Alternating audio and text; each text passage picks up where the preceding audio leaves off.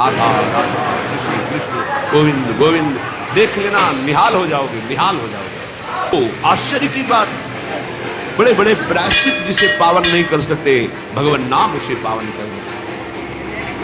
जैसे हरिवंश विचार के मनुज देह गुरु शरण गई, सकई तो सब पर पंच तरी कृष्ण कृष्ण गोविंद गई, कृष्ण कृष्ण गोविंद। क्या जाता है? हम तो ये नहीं कह रहे कि तुम नहा के जपो, तुम ऐसा जैसे हो जहां हो, गोविंद गोविंद राधा राधा राधा श्री हरिवंश, तुम पावन हो जाओगे। तुम्हारी दुर्गति, तुम्हारी विपत्ति, तुम्हारी उन्नति में जो बाधक कर्म है उनको नष्ट करो। किसी से भीख मांगने की जरूरत नहीं, कृपा की। अगर नाम जप नहीं तो कहीं भी भाग के चले जाओ, देख लो तुम्हें क्या मिलता है। नाम जप करो, तुम स्वयं देने वाले बन जाओगे, मांगना मिट जाएगा जन्म जन्म। विश्वास करो, जैसे भी हो।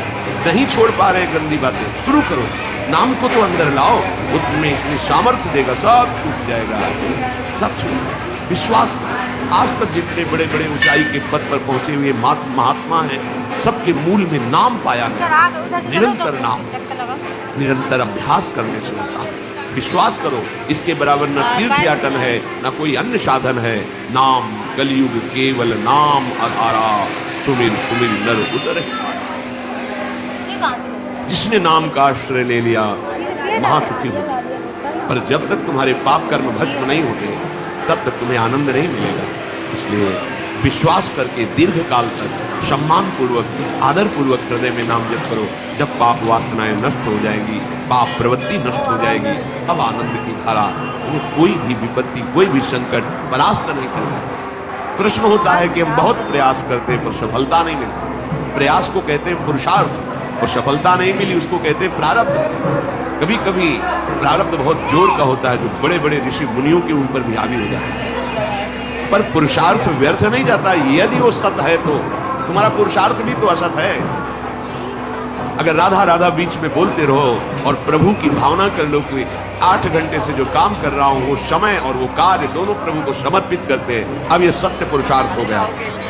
अब प्रारब्ध को बदलने की सामर्थ्य आ गई तुम्हारे पुरुषार्थ में। खिलवाड़ नहीं है। जो तुम एक भी कर्म करते हो वो कर्म सुरक्षित है, वो तुम्हें दंड देके रहेगा या तुम्हें सुखी करके रहेगा। असत है, पाप है तो दंड देगा, शत है, सुकृत है तो सुखी करेगा। विश्वास मानिए, ये सत्य वार्ता है, ये कोई चाटुकारिता की बात नहीं है। सत्य में सत्य रहता है, चाहे जो युग हो, चाहे जो समय हो, सत्य अपना प्रभाव दिखा के रहता है। इसलिए भगवान का आदेश है, तुम्हारा जीवन भगवत प्राप्ति के लिए, आनंद में डूबने के लिए, मस्त होने के लिए मिला है। ये मस्ती नशा में नहीं है, ये मस्ती दूसरों के शरीर का मांस खाने में नहीं है, ये मस्ती दूसरों की हिंसा व्यभिचार इसमें नहीं है। मस्ती है स्वात्मानंद की।